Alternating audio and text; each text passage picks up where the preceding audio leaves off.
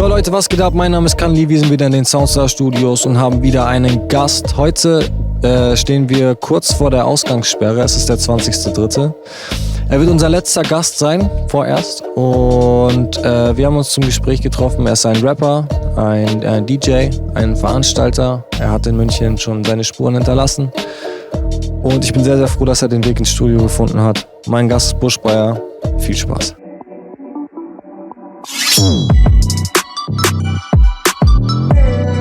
Wir bringen Soundboys zur Strecke, das ist Sound für die Rebels. Auf meinem Einkaufszettel sind nur Vegetables. Deine Crew ist ein Schlägerhaufen wie die Fraggles. Bulletop, Tankenkasse zahlt die Den ganzen Frust saufen, einen Üb- und Kurs saufen, die ganze Nacht durchsaufen. Ich wach auf am Morgen mit Kater. Und ich weiß nicht mehr, was am vorigen Tag war. Jo, was geht ab? Ja, ich freue mich hier zu sein. Nice. Alles cool. Ich finde es auch schön, dass du da bist. Du hast gut hergefunden? Naja, nicht weit. Ich wohne hier in der Ecke. Super nice. Das ist, ja, genau. 10 Minuten laufen, bist du da. Auch verwunderlich eigentlich. Andere haben hier richtigen Anreiseweg. Aber lass uns mal direkt anfangen. Meine erste Frage ist so der Standard. Wie hat es bei dir angefangen mit Hip-Hop und wie bist du zu Hip-Hop gekommen? Oh, ist schon ein bisschen her. Also wir waren jung. Wir haben ein bisschen Scheiße gebaut früher. Das heißt, damals so 17, 18 sind wir rausgegangen, haben viel Graffiti-Stuff gemacht. Ey, hast du gesprüht? Ja, wir waren viel unterwegs damals. Was weiß ich, in den Brückensystemen unterwegs, da in Leimparsing und solche Sachen. Und dann haben wir damals sehr viel gemalt. Das heißt, wir hatten quasi, also ich komme aus Puchheim. Da gibt es viele legendäre Maler. Und genau, wir hingen einfach zusammen ab. Wir haben zusammen gezeichnet, wir sind malen gegangen. Das war so der Ursprung, als ich zum ersten Mal mit Hip-Hop, mit der Hip-Hop-Kultur in Kontakt gekommen bin. Das heißt, damals hatten wir dann Kassetten. Ja. Sagt vielleicht vielen Menschen noch nichts mehr heutzutage. Wir hatten Kassetten, wir haben damals die Kassetten halt kopiert. Das heißt, auf einmal kam ein Kumpel vorbei. Genau, ich bin auch Skateboard gefahren. Das heißt, ich war connected, ich war nonstop auf der Straße draußen. Und wir haben Kassetten kopiert. Das heißt, Wu-Tang-Kassetten gingen rum, Fujis damals gingen rum. Und das war dann so der erste Kontakt. Und dann haben wir uns natürlich auch, während wir gezeichnet haben, zu Hause eingesperrt. Ich bin damals dann auch...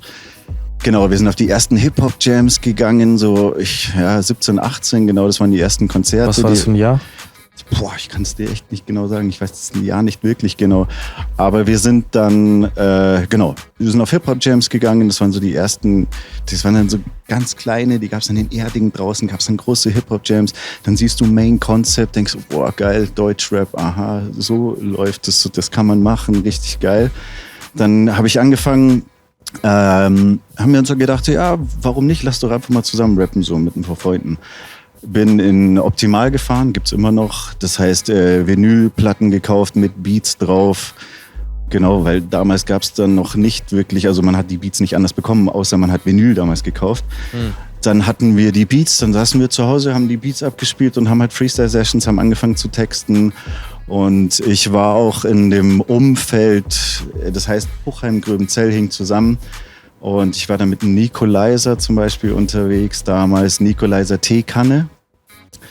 Genau, mit dem Tobi. Und das war so der erste Kontakt damit. Das heißt, die ersten Gigs, so, wir hatten dann ein Feature mit denen dann auf der Bühne und so weiter. Und so voll auf Underground. Voll der Traum. Ja, natürlich Underground, aber im Endeffekt war halt Echorausch und Teekanne waren halt damals schon groß. So. Es gab Main Concept, Blumentopf, Echorausch. Ich kenn nur Blumentopf, ehrlich gesagt. Genau. Und im Endeffekt im Main Concept David P. Und das waren halt so der erste Kontakt. Und dann sind wir damals schon, hatten wir die Chance, auch auf der Bühne zu stehen. Es war ein krankes Gefühl, da erster Gig, da zitternde Knie auf der Bühne. Ja. Aber halt, so, es war nice. So. Und das war der Kontakt mit Hip-Hop damals. So.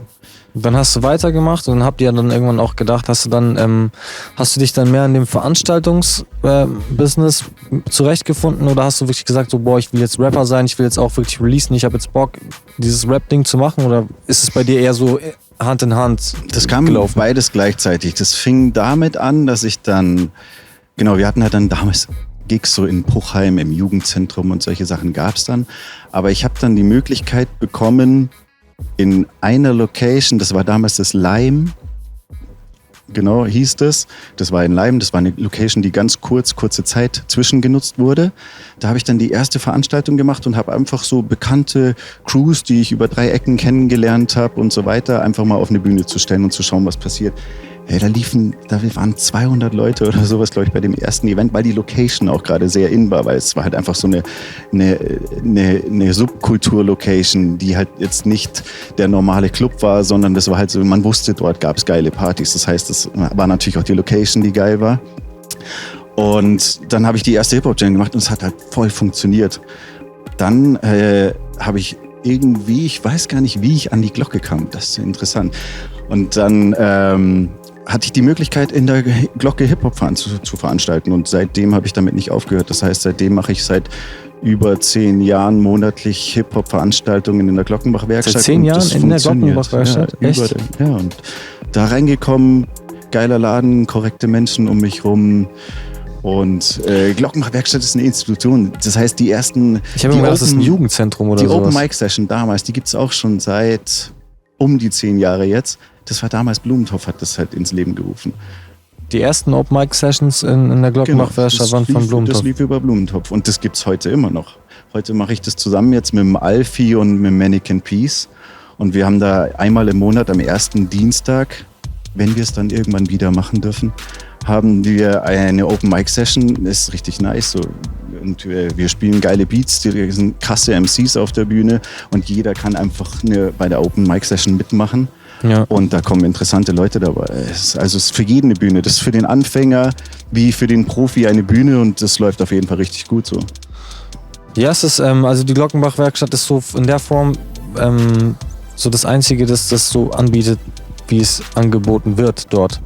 Also, genau, also Hip-Hop-technisch auf jeden Fall. Es gibt jetzt auch ein paar andere Locations, die jetzt was starten. Es gibt auch, genau, da kommt jetzt auch, also es geht vorwärts und es ist halt einfach schön und es kommt auch zurück. Also das finde ich eigentlich das Geile, es kommt auch wieder zurück. Das heißt, sehr viele Leute zeigen sich sehr dankbar darüber und sagen auch, dass es unfassbar wichtig ist, was ich so die letzten 10 Jahre gemacht habe. Dass wir halt quasi eine Plattform haben, in der wir die letzten 10 Jahre jedem Künstler eine Plattform bieten können. Und jeder, der irgendwie ambitioniert ist, ich sage zu den Leuten, wir brauchen eine halbe Stunde von dir, eine halbe Stunde vernünftige Show. Du bringst einen USB-Stick mit, du bringst deine Beats mit. Wir haben einen DJ da, wir haben in der Glockenbach mittlerweile professionellen Tontechniker am Start. Der Haustechniker ist quasi da. Das heißt, die Anlage stimmt. Wir haben 4 Subwoofer, wir haben vernünftige Tops, der Sound klingt vernünftig.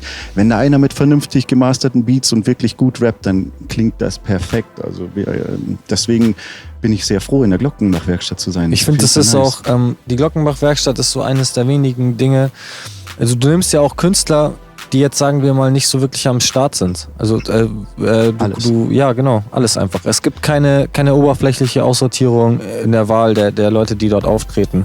So, bist Definitiv. Du Rapper, hast du Show, komm vorbei, herzlich willkommen, mach dein Ding. Alles cool. Und da kann man natürlich sagen, hey, warum spielen da teilweise so Leute, die jetzt manche Leute nicht feiern, weil es halt eben schon eher Anfänger sind. Ja. Trotzdem müssen die da durch. Ich war auch ein Anfänger und ich musste da auch durch und ich musste durch viele Gigs und Jugendzentren in ganz München abspielen und so weiter, um quasi Bühnenerfahrung zu sammeln, um mich dran zu gewöhnen, Live-Erfahrung. Hey, Live-Rappen ist quasi, du sitzt im Studio, du kannst 50 Takes machen, live hast du eine Chance. So. Du hast einen One-Take so, und der muss halt gut sein und wenn der gut ist, dann kriegst du die Leute so. Ja. Und das lernst du halt nur durch Live-Spielen, das lernst du nicht zu Hause im Studio und deswegen ist sowas natürlich auch sehr wichtig für die ganzen Künstler und das ist... Es kommt auch beides zusammen. Also es ist auch so, dass im Showcase dann es kann sein, um 9 Uhr spielt da ein Underground-Rapper, den jetzt niemand auf dem Schirm hat, ein Anfänger und dann kann es sein, dass um 9.30 Uhr schon ein Künstler kommt, der gerade Deutschland-Touren macht. Also ich habe damals Rosa Randgang oder wie hießen die anderen noch? Zum Beispiel Rosa Randgang war groß, also richtig geile Münchner Band, die auch jetzt wieder was machen. Ich hoffe, ich habe jetzt nichts gesagt, was ich nicht sagen darf, aber ich weiß, die sitzen im Studio und schrauben. Und also was im Peace Camp in den letzten 10 Jahren passiert ist, ist auf jeden Fall richtig schön. Wir hatten, also Madness und Döll war bei mir, bevor Madness und Döll wirklich groß war. Dann Hiob war bei mir, Morlock Dilemma war bei mir. Ja. Und wir hatten zum Beispiel übers Goethe-Institut, ruft mich ein Kumpel an und sagt, Gaza ist da. Das ist ein ganz großer Künstler in Afrika, der dieses, ich weiß den Stil nicht, auf jeden Fall, bei denen ist es so, die tanzen ultra extrem auf der Bühne, während sie rappen. Das haben die Leute halt noch nie gesehen. Und wir hatten aus aller Welt, also jetzt aus aller Welt verschiedenste Leute. Und das ist einfach schön. Und gleichzeitig kann ich das natürlich machen. Und das war natürlich, ist auch wichtig, dass man eben solchen Leuten eine Bühne bietet, weil ich mische quasi natürlich Anfänger mit Münchner ambitioniert professionellen Leuten, aber kann natürlich dadurch, dass es läuft, auch mal Leute von außerhalb holen. Das ist natürlich schön, genauso wie dich. Du hast ja auch schon bei mir gespielt. Ja. Genau. Mein erster Auftritt war im Peace Camp. Und da warst du noch in Würzburg. Nee, da habe ich in München gewohnt. Ich bin umgezogen. Ich habe in München gewohnt, bin dann nach Würzburg gezogen, bin dann wieder nach München. Ich habe so ein Hin und Her gemacht, aber ich war damals mit Kalash. Kalash hat mich damals ins Peace Camp geholt. Das war mein erster Auftritt. Und ich fand das dann immer, ich habe das auch immer voll ernst genommen und wir haben dann später auch noch andere Auftritte. Ich glaube, ich war 3 Mal oder so dort. Aber ich weiß noch ganz genau auch, ich habe das auch immer voll ernst genommen. Also ich bin nie mit einer Larifari-Einstellung dahin. Scheißegal, ob ich nur 100 Klicks habe oder ob ich gerade in Musik wieder was 10.000 hat oder keine Ahnung. Ich habe das immer voll ernst genommen. Und ich fand auch immer, das ist eine ernstzunehmende Sache gewesen, Peace Camp. Sich zu präsentieren. Die Leute, die da waren, ist auch immer sehr spannend gewesen, was für Leute da auf dem Flyer sind. So, hey, wen treffen wir denn? Wenn du weißt du so. Genau, und im Endeffekt ist es auch so, wenn du siehst, Leute sind ambitioniert und machen das geil, dann hole ich die auch gerne wieder. Weißt du, wie ich meine? Wenn ich sehe, die geben sich Mühe, die versuchen auch, also Peace Camp, wir sind im Untergrund. Das heißt, es hängt davon ab, was die Künstler selber machen. Das heißt, wenn die wirklich auch wenn es eine Mikro-Fanbase ist von nur 20, 50, 100 Leuten, wenn die das schaffen, die zu mobilisieren und die kommen zu ihren Gigs und du siehst, die haben Spaß und dann kommt genau das zurück, dann ist das genau das, was wichtig ist. Und dann funktioniert Peace Camp auch. Das heißt, man kann sich da nicht ins gemachte Nest setzen, meinen im Untergrund, der Buschbayer macht es schon, das wird schon voll so. Das funktioniert halt im Untergrund nicht. Das heißt, jeder mobilisiert seine Fanbase, seine Homies, seine Freunde, seine Supporter, was auch immer, macht natürlich für sich Werbung, für seinen Gig und so funktioniert Peace Camp. Das Ding ist halt auch, wenn du jetzt zum Beispiel einen Auftritt im Backstage, ich hatte beides schon. Ich habe Auftritte im Backstage gehabt und ich habe Auftritte im Peace Camp gehabt. Ich habe viel Erfahrung. Eigentlich geht es hier nicht um mich, aber ich muss es jetzt einfach sagen. Wenn du im Backstage bist zum Beispiel, dann chillst du halt auch im Backstage-Bereich. Die Leute, die füllen sich. Dann gehst du raus auf die Bühne, machst dein Ding, gehst dann wieder in den Backstage-Bereich und bist eigentlich gar nicht mehr am Start. So, du bist dann nur noch mit deinen eigenen Leuten, mit deiner eigenen Crew. Ich kenn das, ja. Mit deinen eigenen Rappern, DJ, alles klar. So, aber beim Peace Camp ist es so, du stehst da auf der Bühne, da sind dann noch 5 andere Crews und am Ende des Tages, so war es bei mir immer, wurde dann in Public, also in der ganzen Crew gesoffen mit den Fans zusammen. Es gab nicht diese Distanz. Es gibt nicht die Distanz zwischen Fan und Künstler, sondern am Ende des Tages chillen dann alle zusammen und dann so entstehen dann auch Connections und so, hey, cool, hast gemacht, bla bla. Also was durch Peace Camp, da haben sich Crews untereinander kennengelernt, da sind Crews auch entstanden, das heißt Rapper, die auf einmal jetzt miteinander auf der Bühne stehen und Produzenten sind da, die hören wieder Rapper, die ihnen gefallen, das heißt, es entstehen Kombos quasi, Leute, die zusammenarbeiten dadurch und es ist nur schön zu sehen, was passiert und einfach im Untergrund sind die Perlen. Das heißt, du findest da auch unfassbares Talent. Also ich habe wahrscheinlich weit über 100 Bands hatte ich auf meiner Bühne stehen und da sind Perlen dabei. Da sind unfassbare Talente, ob es poetisch ist, ob es rap-technisch ist, ob es ihre Live-Performance ist, wie locker die sind. Es gibt auch Leute, die kommen auf die Bühne, wo du wirklich sagst, hey, der Typ ist für die Bühne geboren. Also wirklich, der stellt sich, der weiß, das ist irgendwie sein zweiter Gig und der Typ steht da wie eine Eins und performt so, wo du denkst, hey, der hat nur die letzten Jahre nichts anderes gemacht. Und genauso gibt es andere, die müssen es halt lernen, einfach mit der Bühne zu agieren, genauso wie Menschen vor der Kamera lernen müssen zu agieren, genau. Ja, ich finde, Peace Camp ist eine gute Plattform, um das zu lernen, aber auch eine gute Plattform, um seine vorhandenen Skills schon zu präsentieren. Auf jeden Fall. Also ich bin glücklich darüber und es kommt auch zurück, sehr viele Leute kommen zu mir und sagen, hey, super, danke, dass du das machst, das ist unfassbar wichtig und so weiter. Und das freut mich natürlich, das immer wieder zu hören, das ist natürlich sehr schön. bin da absolut dankbar dafür. Du bist seit, hast du selber gesagt, seit 10, 12 Jahren, 15 Jahren im Veranstaltungsbusiness tätig. Hast aber auch noch mehr gemacht als Peace Camp. Erzähl mir mal über deine anderen Veranstaltungen. Ja, wir haben zum Beispiel auch früher so Dubstep aufgelegt und so Dubstep Grind gespielt im Backstage, haben wir 6 Jahre lang gemacht. War auch eine wunderschöne Zeit Backstage. Ich mag halt Backstage und genau, das war halt so die Dubstep-Zeit. Dubstep ist halt in München immer ein bisschen schwierig gewesen, kam nie so wirklich an und gab ein paar richtig gute Events im Dubstep, aber so richtig der Hype war quasi nie da mit Dubstep. Jetzt im Moment machen wir eine neue Reihe, das nennt sich London is Calling, das ist im Unterdeck. Ist halt, ich mag halt das Unterdeck, ist halt eine geile Bar, eine spaßige Anlage, eine coole Bar, da aufzulegen macht Spaß. Das ist am Marienplatz, so wenn du den Anger da, wie heißt der, am Rindermarkt da vorbeigehst. Gleich da in der Nähe vom Marien, also perfekte Location, keine Probleme mit Nachbarn in München, keine Probleme mit Nachbarn, weil das halt ein Bürogelände ist sozusagen, das ist ein absoluter Traum. Und die Location ist cool, die Leute da sind cool und dann kommen halt einfach, das machen wir an einem Donnerstag und das funktioniert. Das heißt, da kommen Studenten vorbei. Donnerstag ist der neue Freitag. In Anführungszeichen. Auch in der Gastro so, Digga. Früher gab es mehr Leute, die am Donnerstag weggegangen sind. Das ist auch nicht mehr so. Mittlerweile ist Donnerstag genauso gehypt wie Freitag. Ja, also das funktioniert. Und dann da lege ich zum Beispiel so UK-Mucke auf. Das heißt, London is Calling nennen wir das. Das heißt, ich spiele quasi UK-Hip-Hop. So ähnlich wie im deutschen Hip-Hop. Das heißt, das ist auch wieder so ein breit gefächerter Begriff. Das geht von Boom-Bap bis zu diesen Afro-Swing-Nummern, Afro-Trap-Nummern. Das geht in alle Richtungen sozusagen, genauso in England. Und wir spielen halt, das Konzept ist einfach UK-Mucke zu spielen. Das heißt, es kann auch mal Breakbeat-Jungle sein, es kann auch mal Garage sein, es kann UK-Bassline sein, aber im Endeffekt basiert es schon also auf Hip-Hop und Dancehall und Trap und einfach die aktuelle Musik, die in England läuft. Spielt hier eigentlich kaum einer, weil niemand hier weiß, was in England wirklich läuft. Hier kennt jeder irgendwie die deutschen Top 10 im Deutschrap. Aber was in England in den Top 10 ist, hat keiner eine Ahnung. Und das ist unfassbare Qualität. Die einzigen englischen Künstler rapmäßig, die ich kenne, sind Kid Cudi, der ist glaube ich aus England, und Mac Miller. Da gibt es brutale Sachen. Also wenn du zum Beispiel was Interessantes ist im Moment, AI, TH, genau. Und das ist ein unfassbar geiler Künstler, 19 Jahre alt, zerlegt gerade alles. Und dann nimmst du große Leute wie Stormzy, nimmst du Dizzy Rascal, also Englisch. Ich habe ehrlich gesagt am England gar nicht auf dem Schirm. Ja, genau, das ist ja das. Und deswegen mache ich das eigentlich, weil es einfach so eine interessante Szene ist, die aber keiner kennt. Aber in meinen Augen ist die Musik schon weitaus interessanter als das meiste, was im Deutschrap passiert. Also das ist wirklich so, also... Das ist wahrscheinlich Style, das ist ein bisschen die Produktion, das ist der Style, das ist die Art, wie die rappen.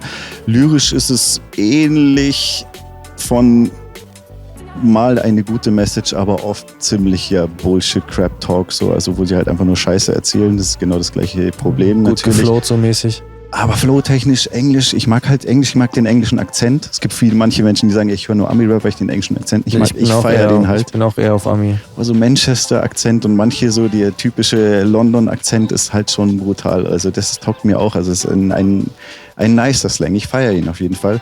Und ich feiere die Produktion, ich feiere die Rapper, die es dort gibt. Und die Skills sind unbeschreiblich. Und in England läuft es ein bisschen anders. Pass auf, das ist ganz interessant. In England läuft es so, 90% aller Releases laufen über eine YouTube-Plattform. So Agro-TV-mäßig. Genau, so ähnlich. Das nennt sich dann Grime Daily, GRM Daily. Und wenn du da drauf gehst, da werden jeden Tag 7 bis 10 Songs oder so ähnlich, kommen jeden Tag raus. Worldstar Hip-Hop macht auch so. Genau, und da sind unfassbar gute Leute dabei und da läuft alles über ein System. Das heißt, im Endeffekt schauen die Leute halt nur, was gibt's Neues und dadurch pusht sich, glaube ich, die englische Szene auch besser. Weil natürlich alles über ein System läuft und nicht irgendwie über 20 verschiedene und jeder macht sein eigenes Ding und so. Und das ist genial. Das ist gut, ja, ich finde es gut. Ich finde es gut, dass es über eine Plattform läuft. Natürlich nicht über eine, es gibt natürlich auch die Großen, die haben dann ihren eigenen Kanal und müssen nicht mehr über die Plattform gehen. Aber über die Plattform kriegst du also da siehst du dann wirklich ein Video, 1,5 Millionen Klicks oder teilweise 20 Millionen Klicks. Das nächste Video so 3000 Klicks. Ja. Also das ist dann wirklich so, aber die Leute klicken halt da weiter und schauen, was macht der andere, auch ein interessanter Titel, von dem habe ich schon gehört. Und dadurch war ja ein bisschen pusht so, sich die Szene halt sehr interessant. so wie bei MTV damals und so. Also jetzt mal Zeiten vor, mittlerweile ist ja alles nur noch YouTube. Aber früher gab es ja nur noch MTV und Viva. Und wenn du jetzt ein Rapper warst in Deutschland, der am Start war, dann bist du bei MTV gelaufen oder nicht. So, alle haben MTV geguckt und die Rapper, die bei MTV gezeigt wurden, die waren krass bei MTV Urban damals. Und da hattest du einfach nur Sido, Kool Savas, Bushido, keine Ahnung, Echo Fresh. Und die waren dann dementsprechend auch am Start. Flair bis heute ist so in unserem Gehirn drin, weißt du so? Absolut. YouTube ist halt eine schwierige Plattform. Für uns Künstler ist es mega schwierig. Weil der YouTube-Algorithmus quasi besagt, du müsstest mindestens 3 Videos machen, die über 10 Minuten sind, um quasi diesen Algorithmus zu bedienen, wo das dann schon auch in Anführungszeichen im YouTube-System wirklich funktioniert. Das ist für einen kleinen Künstler halt völlig unmöglich, weil als Rapper genau. ist komisch. Das ist einfach eine Plattform, da hast du halt deswegen nicht zu viel Geld in YouTube-Videos und so weiter stecken, weil im Endeffekt kommt es in den meisten Fällen halt nicht zurück. Aber auf der anderen Seite natürlich auch ist es sau wichtig, weil die Kids und alle Menschen, also ich bin auch Hardcore-YouTuber, also ich ziehe mir YouTube echt heftig rein so und ich ziehe mir Tutorials rein. Ich lerne wahnsinnig viel auch über YouTube, was weiß ich, wenn ich im Studio One sitze und irgendwelche tontechnischen Sachen teilweise Tutorials anschauen. Ey, YouTube ist geil, aber für Künstler ist es halt schwierig, das zu bedienen. Das heißt, natürlich auch auf jeden Fall die Videos da raushauen und die natürlich auch verteilen, aber im Endeffekt kommen wir halt nicht in diesen Algorithmus, der in YouTube wirklich funktioniert. Deswegen, man müsste nonstop Blogs dazwischen schalten, damit das funktioniert. Das ist extrem schwierig. Insofern ist YouTube für Künstler wichtig, aber ein schwieriges Thema so. Für Rapper auf jeden Fall. Für Musiker, Absolut, die immer nur mit 3-Minuten-Videos präsent sind. Also wenn so ein Musikvideo ist ja meistens so 3 Minuten. Dafür ist das auf jeden Fall schwierig. Also normalerweise ist es ja auch so, dass ein Rapper, so kenne ich das noch, ein Rapper macht im Jahr ungefähr ein Album, sagen wir es mal so. Dazu macht er 3 coole Videos, Singles, was 2 richtig krasse sein, aber so im Schnitt 3. Und das machst du dann in einem Jahr und die Leute warten wirklich darauf, bis das kommt und so. Weißt du, du wartest, wenn ein Rapper, den du feierst, ein Album angekündigt hast, dann hast du darauf gewartet, dann ist die Single gekommen. Das Album kommt erst in, keine Ahnung, 2 Monaten oder so. Man hat richtig darauf gecampt so. Aber mittlerweile, die waren dann dementsprechend auch am Start. Aber mittlerweile ist es so, um am Start zu sein, musst du halt einfach Akkord raushauen. Und dadurch geht manchmal vielleicht die Spannung verloren, finde ich, bei bestimmten Künstlern. Und es verleitet, glaube ich, auch Künstler dazu, Müll zu machen. Musik ist, ich glaube, es ist halt auch wieder so, dass es sehr kurzlebig geworden ist, so ein bisschen. Das ist das Schwierige ein bisschen am Musikbusiness im Moment, finde ich. Das heißt, du hörst irgendwie den einen Track, dann hörst du den irgendwie eine Woche, dann kommst du wieder, in 2 Wochen später kommt schon wieder der nächste Track. Das heißt, eigentlich switcht man viel schneller Musik, als man das früher getan hat. Früher hast du da irgendwie ein Album gefeiert und dann hast du das nonstop gehört. Es gibt wahrscheinlich Leute, die es immer noch machen, aber ich bin eigentlich irgendwie nonstop, schaue ich durch irgendwelche, was gibt's Neues, was passiert und dann kriegst du es auch vorgeschlagen, hey, dein Lieblingskünstler hat schon wieder einen neuen Track, und dann im Endeffekt machst du Playlisten. Ich mache dann Playlisten sozusagen. Und die verändern sich nonstop, weil ich nonstop wieder neue Tracks reintue. Für mich ist es auch wieder geil, weil ich als DJ quasi so viel zu tun habe. Das heißt, ich kriege so viel Musik nonstop und kann halt nonstop quasi immer was Neues diggen. Aber es ist nicht so wie früher, weißt du, hatten wir eine CD, die haben wir dann 85 Mal die nächsten halbe Jahr rauf und runter gehört. Ja. Und du hattest wirklich so ein Feeling ja und so ein Gekauft zu bestimmter Musik. Und das ist irgendwie ein bisschen anders geworden, nonstop kurzlebig geworden, das Ganze so. Wenn du jetzt gerade das DJing ansprichst, wir hatten ja letzte Woche ja auch Saswan. Saswan kam noch aus einer Zeit, wo er mit DJing angefangen hat, wo er sagte, und heutzutage ist es einfach nur so USB-Stick anschließen und go, mit Laptop auf geht's. Und er kam halt noch aus einer Zeit, wo er Platten mit sich rumschleppen musste und so. Und dann wirklich die BPM mit Gehör einstellen musste und so weiter. Real DJing, ja Mann. Das ist halt, genau, also da liegen wieder die Skills, also dieses wirklich mit Vinyl, wirklich mit BPMs, mit Angleichen, mit das richtige Feeling, mit den Skills, also echtes Hip-Hop-DJing mit den Cuts, was halt in München, wir haben unfassbar gute Hip-Hop-DJs. Das ist wieder was anderes. Dieses digitale DJ im Moment ist ja auch eigentlich eher mehr die Selection, mehr was du triffst und mehr was du quasi aussuchst, was du in diesem Moment spielst, als dieses Skill-Ding. Ist natürlich super, wenn Leute das perfekt kombinieren können. Aber das ist so quasi dieses digitale DJing im Club, ist eigentlich extrem einfach, weil du es visuell vorgesetzt bekommst. Du hast da deinen Monitor, du siehst ganz genau, ob das aufeinander passt und ob alles stimmt. Ja. Im Endeffekt, genau, also es ist so einfach gemacht worden. Das saubere Auflegen ist sehr einfach. Voll Skills auflegen, wack quasi. Richtig Skills, richtig mit Vinyl und nicht auf den Monitor schauen und richtig gut auflegen. Das ist immer noch ein absolutes Skill-Business. Also das ist wirklich absolutes Können. Genau, also das ist so. Wie legst du gerade momentan auf? Ich lege digital auf. Also ich sehe visuell schon, was passiert und so weiter mit Serato. Und dann hast du halt entweder ein Serato-System mit einem Vinyl-System zusammen, wo du noch ein bisschen das Gefühl hast. Machst du noch einen Platten und so? Ja, doch. Ich habe mir als Geldinvestition quasi 12 Zehner rausgelassen. Und genau, leg damit auch auf, genauso mit einer Serato-Box, aber halt auch mit einem Controller, weil es halt so unfassbar einfach ist. Also es ist sau einfach mit dem Controller, du hast alles kombiniert, du hast es vor dir, es ist weniger anfällig für irgendwelche Fehlersysteme und also für Fehler, die passieren können mit einer Serato-Box und mit den Nadelsystemen und so weiter. Also ich sehe es ja selber im Peacecamp ab und zu, wie es immer die Startschwierigkeiten gibt, bis dann das System wieder läuft. Ich bin halt schon auch so ein Controller-Kind so und ich mag das halt auch mit einem Controller aufzulegen. Es ist halt wie mit CD-Player, alles in ein Ding kombiniert. Du hast dann noch deine Effekte, du hast noch bestimmte Loop-Sachen, du kannst so bestimmte Sachen machen. Fürs normale Club-Auflegen ist es geil. Mir taugt's. Und im Dancehall zum Beispiel oder im Reggae wird nur mit Controller, also fast nur mit Controllern im Moment sehr viel aufgelegt oder mit den CD-Playern auf jeden Fall. Und ich mag beides, ich feiere beides, das muss jeder wissen. Es geht darum, das, was du einsetzt, musst du richtig unter Kontrolle haben und genau wissen, was du damit machst. Im Endeffekt ist es egal, wenn's gut ist, ist es gut, weißt du. Ja, schon, wenn es sich geil anhört, dann hat im Endeffekt keiner ein Problem damit, wie das jetzt entsteht. Auch egal, ob dann analog oder digital und lauter so Geschichten. Du machst auch selber Musik, bist ja seit Jahren auch Rapper. Hast du was in Zukunft geplant?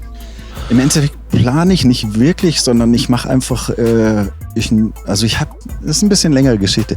Also ich habe quasi mit einem Produzenten zusammengearbeitet, das ist ein bisschen schwierige Story so, mit einem Produzenten zusammengearbeitet und es hieß dann, ja, ist es fertig, ist es nie passiert.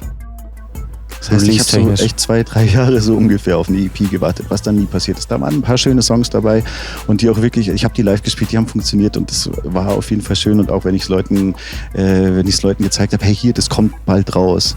Im Endeffekt war es halt voll der Damage so, weil kam das nie raus. Soll man aber auch nicht machen. Ist absolut, genau. Vertrauen, und deswegen mache ich jetzt quasi mein eigenes Ding. Das heißt, ich hole mir nur noch den Beat oder den Produzent oder produziere selber. Ich habe auch ein paar Songs jetzt selber produziert und so weiter. Zu Hause. Genau. Und mache einfach alles selber, mach's einfach selber. Und habe zu Hause mir ein vernünftiges Studio eingerichtet, habe jetzt auch Upgrade und so weiter und habe jetzt eigentlich ein absolut amtliches Home-Studio, wo das wirklich professionell klingt. Das heißt, die Basis stimmt schon mal. Und dann halt einfach geht es darum, nonstop Tracks zu releasen und einfach, das ist so ein bisschen mein Ding. Wenn man sich als Künstler sieht, sollte man es schon schaffen, mindestens einmal im Monat einen Track zu releasen. Also das sollte absolut möglich sein. Das heißt einfach, im Endeffekt hast du dann mindestens, also jeden Monat ist eigentlich fast noch wenig. Es sind 12 Monate, 12 Tracks, das ist eigentlich nichts. Das heißt, theoretisch könnte man wahrscheinlich noch anders bedienen. Also wenn man jetzt wirklich ernsthaft pushen will, kann man wahrscheinlich 2-mal im Monat releasen. Das heißt, du entertainst die Leute nonstop, was natürlich geil ist. Ja. Was natürlich funktioniert. Und du promotest halt jedes Mal einen Track. Das heißt, da muss man aber auch gucken, passiert mehr, weißt du? Ob du Qualität statt Quantität eigentlich. Also ist definitiv wichtig. Der Content muss stimmen. Muss stimmen. Du musst irgendwas ansprechen. Jetzt habe ich ja zum Beispiel einen Song über den Klimawandel gemacht. Im Moment interessiert es keinen, weil alle auf einem Corona-Film sind. Aber Klimawandel-Song, so die Leute feiern es. Ich habe quasi ironisch über den Klimawandel, wie wir ihn beschleunigen können, geschrieben. Und der Song kommt auch auf jeden Fall sehr gut an. Das Feedback ist gut so. Und im Endeffekt arbeite ich zum Beispiel mit Anno Domini Beats, der schraubt so, also er hat quasi so ein Künstler-Konglomerat, die halt quasi alle zusammen unter seinem Verlag oder wie auch immer man es nennen will, schrauben. Ja, ich kenne Anno Domini. Oh ja, genau. Und du kriegst unfassbare Beats, also ich habe unfassbar gute Beats. Auch 50 und Eminem haben das schon gepickt. Ja. Oder ich baue selber und im Endeffekt halt einfach nonstop raushauen und genau, einfach viel Mucke machen und das ist eigentlich das Ziel. Das heißt, ich plane jetzt nicht, ich mache jetzt eine EP oder ich mache jetzt ein Konzeptalbum, was natürlich auch echt schön ist, wenn man da wirklich einen roten Faden durch eine EP hat, dann ist das was Geiles. Aber im Endeffekt mache ich einfach Einzeltracks, die für sich stehen, die mir gefallen, wenn die den Leuten gefallen, das ist einfach das Schöne, was passieren kann. Und aktuelle Themen dann noch aufgreifen, wie jetzt zum Beispiel den Klimawandel. Wenn wir schon mal bei aktuellen Themen sind, wie weit hast du einen Corona-Song geplant? Und ich schreibe echt gerade einen Corona-Song. Echt? Wie schränkt dich Corona denn gerade ein? Ich schreibe so ein paar negative Sachen darüber, dass quasi Menschen sich da in Haft freiwillig begeben, in Anführungszeichen. Was aber theoretisch mit der Flatten the Curve-Theorie natürlich auch wieder Sinn macht. Aber auf der anderen Seite sind die Sachen in meinen Augen auch ein bisschen überzogen. Das ist ein schwieriges Thema. Das heißt, man sieht ja in Südkorea, dass das auch funktioniert. Liegt es jetzt an der Disziplin der Südkorea, ohne die Menschen einzusperren, dass das funktionieren kann? Sind die Deutschen so freiheitsliebend, dass sie halt immer rausgehen wollen? Jetzt ist halt Frühlingsanfang, ist halt auch Katastrophe, so ist geiles Wetter. Die Leute können jetzt zum ersten Mal nach dem Winter wieder richtig rausgehen. Das ist natürlich ein schwieriges Thema so. Aber ich bin jetzt auch nicht so, dass ich da in Panik verfalle und irgendwie, was weiß ich, Hamsterkauf, so ein Schwachsinn. Klopapier also, ich meine, die Leute damagen wieder andere Leute dadurch. Es gibt ja, was weiß ich, alte Leute, die halt irgendwie dann teilweise nichts mehr im Supermarkt bekommen, die auch nicht so viel tragen können. Oder arme Menschen, keine Ahnung, also es ist, da entstehen ernsthafte Probleme durch das ganze Corona-Ding. Oder stell dir vor, du sitzt in einer Einzimmerwohnung und kannst da nicht mehr rausgehen, du hast keinen Balkon, du hast da noch 3 Kinder, die rumjumpen in deiner, das ist Katastrophe. Natürlich, so, natürlich. Das ist eine Sache, die trifft ja nicht nur die Oberschicht oder die Mitte, sondern auch Leute. Ich habe heute einen Facebook-Post gesehen, was machen denn die ganzen Obdachlosen, wenn es heißt, geht nach Hause? Wie? Ja. Nee, ich habe auch gehört, dass die auch nicht in die, es gibt ja quasi diese Obdachlosenzentren, wo die auch schlafen können. Da dürfen die jetzt anscheinend auch nicht mehr schlafen, weil das viel zu eng ist. Jetzt müsste man die Betten da 2 Meter, 3 Meter auseinanderstellen. So das funktioniert auch nicht im Endeffekt. Ich schreibe halt quasi schon so die negativen Seiten, was gerade im Moment passiert, so ein bisschen, wer profitiert davon, was soll das Ganze und wo führt das hin? Auf der anderen Seite schreibe ich auch darüber, was Positives. Es gibt auch ein paar ganz nett positive Sachen. Für uns Künstler, wenn wir wirklich so vom Staat gerettet werden, wie ich mir das erhoffe im Moment und was angeblich auch wirklich passiert. Das heißt, wir kriegen Zuschüsse, das heißt, ich kann so überleben, in Anführungszeichen. Also mir sind alle Gigs weggebrochen und ich bin auch freiberuflich tätig. Das heißt, ich habe im Moment gar nichts, zero. Das heißt, das ist fick dein Business. Und ich bin halt auch nicht der Typ, der irgendwie Rücklagen nach ein paar tausend Euro zurückgelegt hat. So, das bin ich halt auch nicht. Aber und genau, und es gibt halt auch wieder positive Sachen. Das heißt, wir können Musik machen. Ja, wir können jetzt einfach, was weiß ich, wahrscheinlich voraussichtlich jetzt 1 Monat lang, also ich habe Studio zu Hause, deswegen bin ich sehr glücklich. Das heißt, ich kann jetzt nonstop Musik machen. Ich lerne für meine Uni, ich mache so Ernährungsberatungszeug, kann ich studieren und so weiter. Das heißt, ich nutze einfach die Zeit. Du hast Zeit für die Familie, du hast Zeit zu überlegen, hey, die meisten Menschen sind in ihrem Job nicht glücklich. Ja. Das heißt, sie kommen in 1 Monat wahrscheinlich wieder in ihren Job. Das heißt, die haben jetzt 1 Monat Zeit, vielleicht passieren vielleicht passieren auch andere Sachen. Vielleicht überlegen die Leute, hey, vielleicht habe ich den falschen Job, vielleicht sollte ich was anderes machen. Die Leute haben Zeit für Familie, ist auch positiv. Und das wird auf jeden Fall zum Nachdenken anregen, diese Zeit. Ein paar die Umwelt, musst du schauen, was gerade passiert. In China können die Leute wieder durchatmen. Das heißt, es ist auf einmal wieder gute Luft. Das heißt, der Planet kriegt quasi eine kurze Pause. Ja. Man kann das so sehen. Gleichzeitig kann man das natürlich auch völlig anders sehen. Aber da muss man immer aufpassen, weil dann spült man das Ganze wieder runter. Das ist ja ein schwieriges Thema. So. Aber jetzt, du sagst, die ganzen Gigs weggebrochen. Und das ist so dein Main-Ding. Wie ist denn der Notfallplan gerade? Ist einfach nur so, hey, abwarten, bis wieder alles funktioniert und dann wieder volle Kanne? Oder gibt es da schon vorhersehbare Zeiten, an denen das Business wieder voll aufgenommen werden kann? Kann man nicht so genau sagen. Ich habe gehört, das wird wahrscheinlich 1 Monat dauern. Im Endeffekt nach 1 Monat, wenn die Leute sich wirklich dran halten, sind wir theoretisch an dem Punkt, wo das alles passen könnte, weil es quasi dann geflattened wird. Die Curve ist quasi die Theorie. Ja, und was wird danach passieren? Also im Endeffekt, ist auch schwierig, weil was passiert denn im nächsten Winter? Also im nächsten Winter wird wahrscheinlich genau wieder das Gleiche passieren. Also das ist auch so eine Sache, wo ich mir dann irgendwie ein bisschen Sorgen mache. Ja, aber wir sind wirtschaftlich gesehen gerade... Katastrophe. Also was gerade passiert und also ich kenne Veranstaltungstechniker, die haben nichts mehr. Ich kenne so viele Menschen, also wirklich die Hälfte aller Leute, die ich irgendwie in den letzten 2 Wochen so auf der Straße oder irgendwo mal getroffen habe, erzählen mir von ernsthaften Problemen im Moment. Und das gibt mir schon sehr zu denken, aber auf der anderen Seite kann man jetzt auch wieder überlegen, hey, was ist der Job, wo will ich hin, was will ich machen? Ich habe Zeit zum Nachdenken, ich gönne mir kurz eine Pause, was ja auch positiv ist, wenn das wirklich so läuft, dass der Staat uns auch da vernünftig unterstützt, dann kann man das auch positiv sehen, aber es ist schwierig, ja. Du hast eine Single gemacht mit Beatbox, die hat über 110.000 Views auf YouTube. Erzähl mir mal, das ist also dein bekanntester Song, oder? Ja, also im Endeffekt hat das die meisten Klicks. Ist ein interessantes Projekt gewesen. Damals hat mich Maddox quasi gefragt. Der hat auch im Peace Camp bei mir, wo wir vorhin bei der Veranstaltung waren, hat der schon auch mehrmals seine Beatbox-Shows gemacht damals. Und der hat mich angerufen und hat gesagt, hey, ich baue gerade eine EP mit das war damals der holländische Meister, also B-Art, sein Kollege, das ist Maddox und B-Art ist der holländische Meister im Beatboxen gewesen, damals schon. Und dann hat er gesagt, hey, wir machen hier eine EP, wir produzieren quasi gelayerte Beatbox-Beats, das heißt, es ist alles nicht synthetisch und nicht mit Drummaschinen hergestellt, sondern wirklich jeder Ton auf diesem Ding wird quasi produziert, natürlich auch mit Sounddesign schön. Mit Mund. Genau, alles mit dem Mund gemacht und das wird natürlich auch mit Sounddesign natürlich angepasst und ein paar Effekte drauf und so weiter. Das ist auch lustig, weil die Kommentare musst du lesen, wo Leute behaupten immer, die Beats sind nicht mit dem Mund gemacht, weil es so gut gemacht ist. Hätte ich aber auch nicht gehört. Also sagst du mir, ich habe es vorhin gehört. Das ist alles 100% mit dem Mund gelayerte 20 Spuren oder sowas oder mehr, je nachdem, was halt so eine Produktion verlangt. Und dann fragt er mich, hey, will ich da? Natürlich mache ich mit den Tracks so, zeig mal her. Und das ging dann auch so ein bisschen in eine Dancehall-Richtung. Dann habe ich gesagt, ja, überhaupt kein Problem, habe ich Bock drauf. So, habe den Beat auch gefeiert, den er gemacht hat. Und liegt daran, er hat eine Plattform, er arbeitet zusammen mit Swiss Beatbox, heißt diese Plattform. Und das ist einer der größten Plattformen für Beatbox weltweit. Das heißt, ich hatte das Glück, mit ihm Musik zu machen und dadurch ist dieser Track auf einer Plattform, ich glaube, die haben über Millionen Follower. Ich glaube 2,3 Millionen Abonnenten. 2,3 Millionen Follower jetzt heutzutage. Das heißt, da sind nonstop Leute, die schauen halt einfach, die interessieren sich für diese Beatbox-Kultur. Beatbox ist quasi weltweit.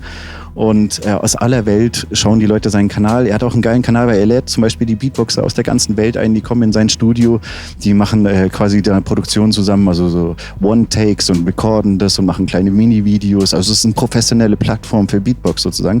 Über das lief das und Maddox hat so hart gearbeitet, der hat die letzten, wie lange habe ich den schon? Wahrscheinlich 10 Jahre. Und der hat es wirklich geschafft, der hat so ambitioniert an seiner Beatbox gearbeitet, dass er jetzt halt, ich glaube, er ist jetzt deutscher Meister und hat es geschafft, wirklich der beste Beatboxer in Deutschland zu sein. Jetzt ist er überall Judges, fährt um die ganze Welt, organisiert quasi europaweit auch Events im Beatbox-Bereich und absolut beeindruckend und ein unfassbar guter Künstler. Und ich bin da absolut dankbar dafür, dass ich so diesen Track machen konnte. Ja, sah cool aus. Steht ja auch, finde ich. Also es gibt ja auch ein Video auf YouTube, kann man auch sehen, genau. Und den Track gibt es auch auf Spotify natürlich, genau. Ist cool, check das auf jeden Fall ab. Möchtest du noch jemanden grüßen oder noch irgendwas sagen zu dir oder was jetzt ansteht bei dir oder was du jetzt noch vorhast? Ach, ich hoffe einfach nur, dass alle gesund bleiben, wir da durchkommen und alles gut soweit. Also ich mache mir keine Sorgen und ich freue mich, hier gewesen zu sein. Ich danke dir für die Gelegenheit. Ich danke dir, dass du mein Gast warst.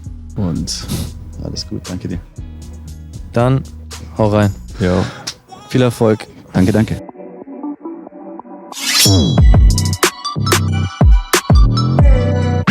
Jo Leute, was geht ab? Das war die 6. Folge von unserem neuen Format Artist Talk. Ich hoffe, es hat euch gefallen. Wenn es euch gefallen hat, dann hinterlasst einen Daumen nach oben, schreibt einen Kommentar, abonniert den Channel. Folgt uns auf Instagram, Soundstar Studios auf Instagram, P Dada auf Instagram, Bushby auf Instagram, Erich Kanli auf Instagram.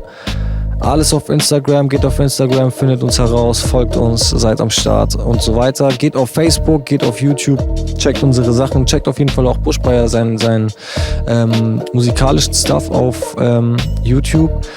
Und geht in unsere Beschreibung, denn dort findet ihr den Link zu unserem Online-Shop. Im Online-Shop findet ihr T-Shirts, Pullover, Tassen, alles mögliche, alles was ihr möchtet. Ihr könnt euch da in den Artikel aussuchen und ihn kaufen. Ihr könnt auch in die Beschreibung gehen und das Equipment angucken, mit dem wir hier arbeiten. Wir haben jeden Artikel, mit dem wir hier arbeiten, verlinkt. Und wenn ihr Interesse habt, wie wir diese ganzen Sachen hier machen, dann könnt ihr das auf jeden Fall dort angucken. Und wenn ihr Kooperationsanfragen habt, dann könnt ihr uns eine E-Mail schreiben an soundstar@gmail.com. Plus, ihr könnt uns auch alle eure Musikvideos schicken, die ihr habt. Wenn ihr selber Künstler seid, schauen wir uns auf jeden Fall an. Und wenn ihr cool seid, dann laden wir euch ein. Danke fürs Zugucken. Mein Name ist Kanli. Viel Spaß.